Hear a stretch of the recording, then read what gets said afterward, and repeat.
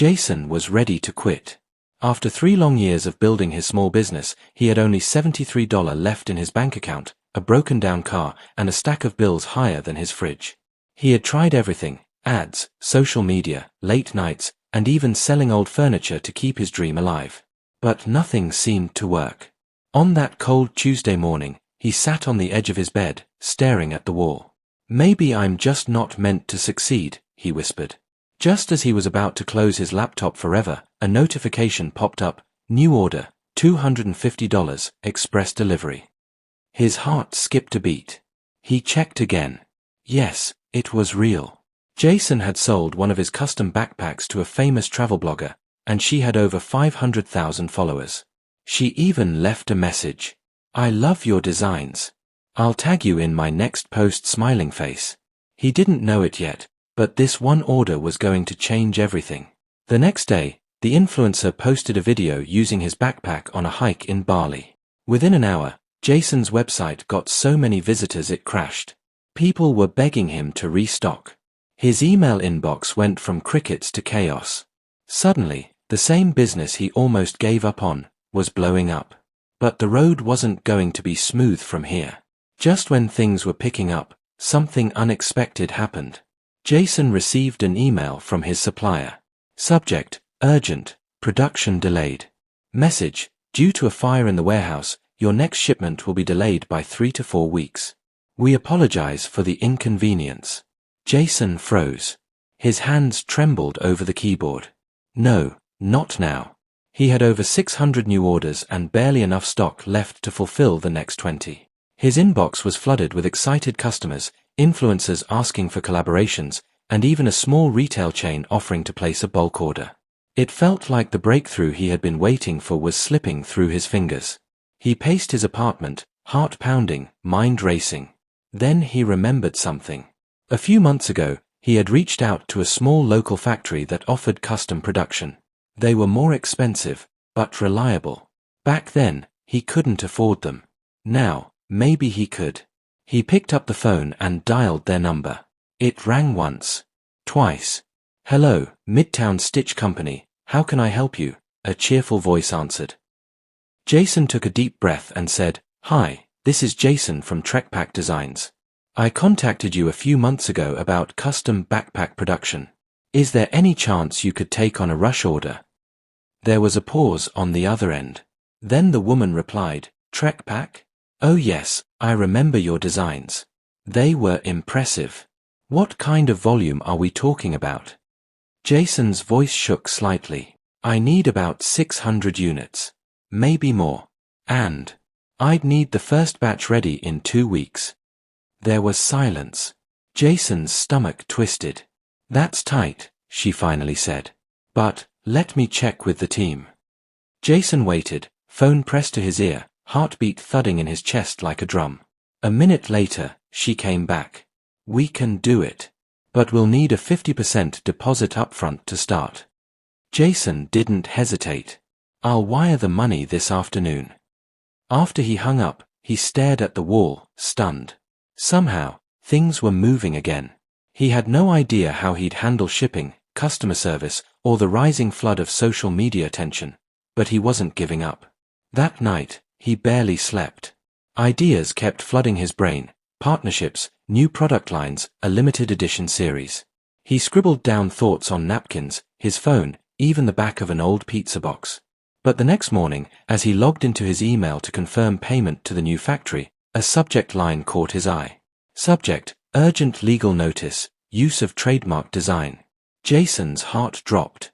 He clicked the email, and what he saw made his blood run cold. The email opened with bold red text at the top.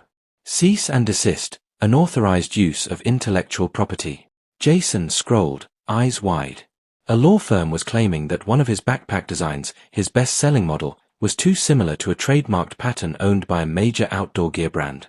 They demanded he stop selling the product immediately or face legal action.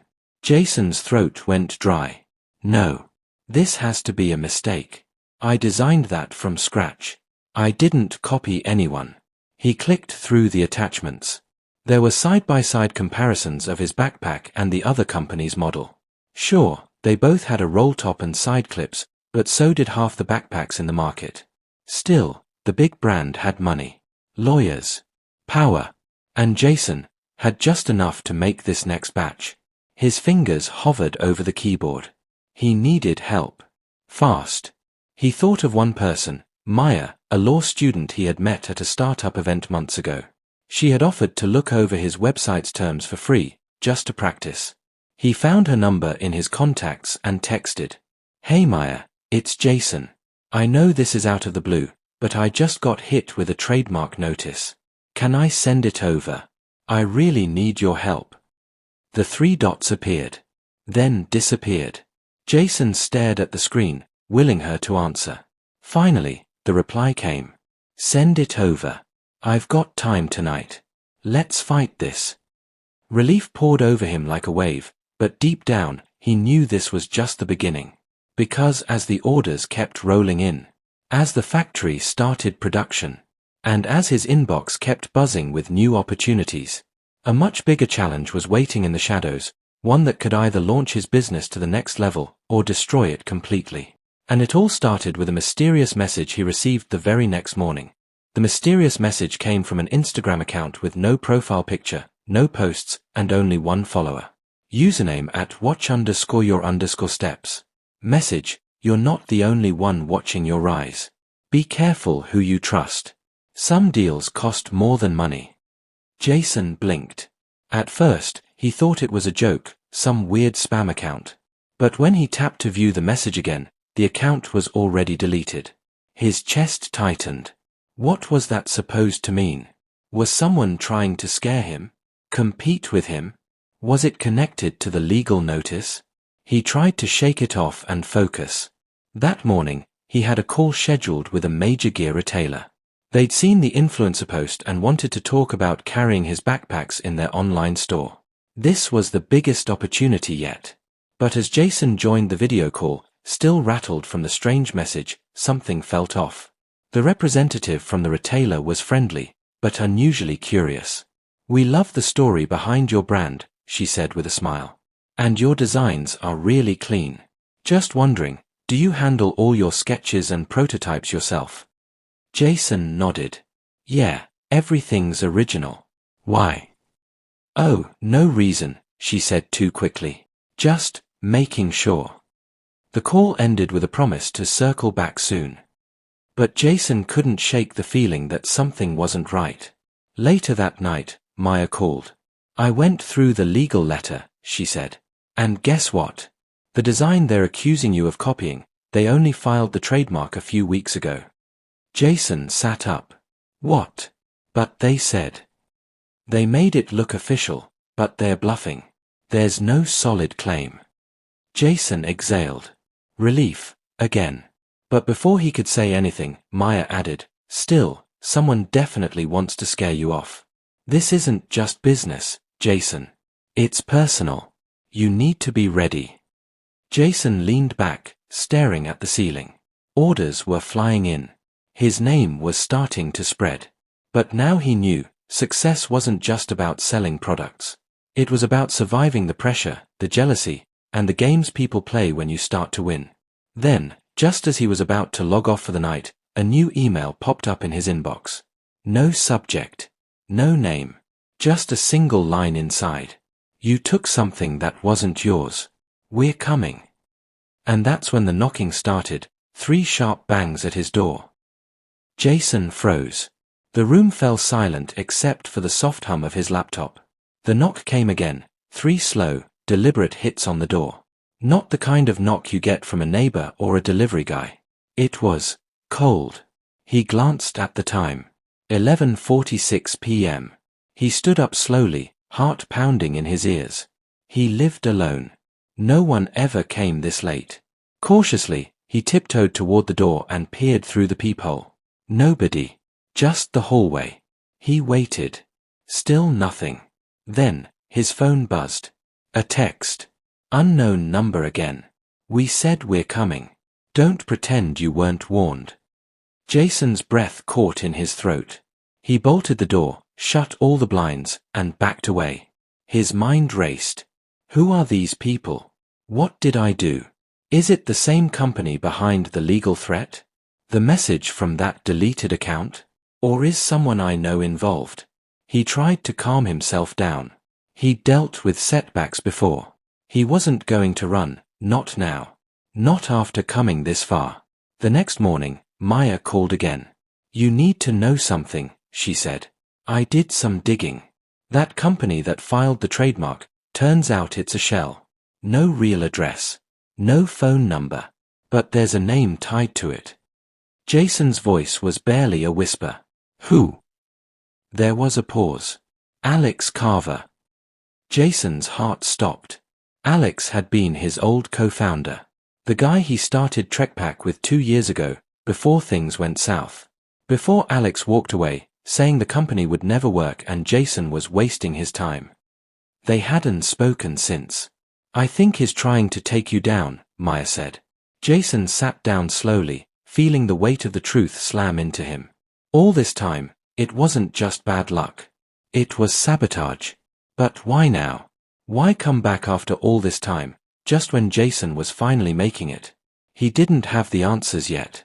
But the next day, he'd get a message that would change everything. Not a threat. Not a warning. An offer. One that could either save his business, or destroy everything he had left to build. The message came at 6:02 a.m. Jason had barely slept. He had dark circles under his eyes, a half-finished energy drink on his desk, and 24 unopened emails blinking like warning lights in his inbox. But this one email, from Alex Carver, stopped him cold. Subject, let's talk before this gets ugly. He opened it. Jason, I'm not here to destroy you. I'm here to remind you who helped build you. You're doing well. I see that.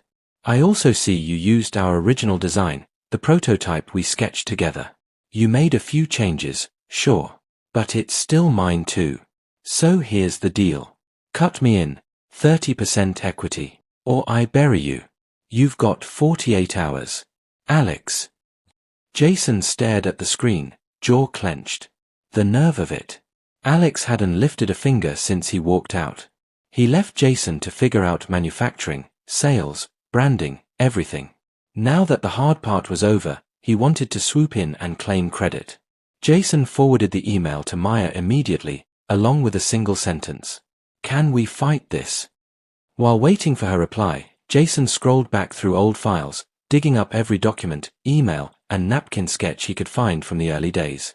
Anything to prove the original design had changed, evolved, after Alex left. He needed leverage. But just as he started to feel like he was building a case, another message came in, this time from the retail chain he'd pitched days earlier. Hi Jason. After careful review, we've decided to pause the partnership opportunity with TrekPack Designs. We've received a legal notice regarding potential intellectual property concerns surrounding one of your core products. Until this is resolved, we won't be able to move forward. All the best. Marketing Director, Wild Peak Gear.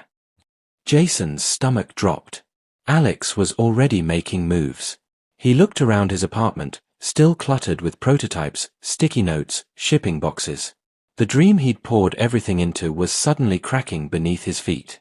But just as panic started to creep in, his phone buzzed again. This time, it was Maya. I've got something. A legal backdoor. And if we play this right, you could turn the tables on him. But you'll have to decide fast, and it's risky. Jason didn't even blink. Tell me everything. Because now it wasn't just about survival. It was about proving he belonged here. And making sure Alex would regret ever trying to come back. But neither of them knew. The next move would come from someone they weren't watching. Someone working behind the scenes, with a secret of their own. Jason leaned forward, gripping the phone as Maya explained her plan. There's a clause in your original LLC filing, she said. Alex never officially removed himself. Legally, he has no rights unless he re-registered or claimed intellectual property before you redesigned the product, which he didn't. Jason blinked. So I can prove I own everything. Not just prove it, she said, a smile in her voice. You can flip the legal pressure back on him. If we file a formal cease and desist for his fraudulent trademark claim and send it to Wild Peak Gear with the documents I've pulled, they'll have no reason to back out. You'll not only clear your name, you'll look like the one who was targeted. Jason felt something he hadn't in days: power. They got to work immediately. Within 24 hours, Maya sent the legal rebuttal to Alex's team and the retailer. It included timestamps, design history, changes made post-split, and the LLC paperwork that proved Alex had no legal claim to TrekPack Designs or its products. 2 days later, the reply came. From Wild Peak Gear. Subject: reinstating partnership with TrekPack. Hi Jason. Thanks for your swift response and for sharing the necessary legal documentation. We're impressed with how you handled this. Integrity matters to us. Let's move forward. We're excited to feature TrekPack in our upcoming fall collection. Warm regards. Marketing Director, Wild Peak Gear. Jason sat back in his chair and exhaled. Victory. That same day, the mysterious threats stopped. No more messages. No more knocks. And Alex. He vanished from sight. No response, no fight. Just silence. A week later, Jason watched as his first big shipment rolled out of the Midtown Stitch Company factory. Pallets of carefully crafted backpacks, boxed and ready, heading to fulfillment centers around the country. He posted a short video online thanking his early supporters, and it went viral. Not because it was flashy, but because it was real. People connected with the rawness, the journey, the fight to keep going when everything screamed quit. The orders tripled. TrekPack landed a feature in a top outdoor gear blog. And Jason finally got some sleep. One evening, he stood outside his apartment, watching the sun go down. A fresh notebook in one hand, and a prototype for a new travel bag in the other. His phone buzzed. A message from Maya. So, CEO, ready for phase 2. Jason smiled. Let's build something even bigger. And this time, he knew he wasn't alone. He had his brand, his people, his future. Because in the end, he learned the truth that changed everything. You're always closer than you think. You just have to keep moving forward.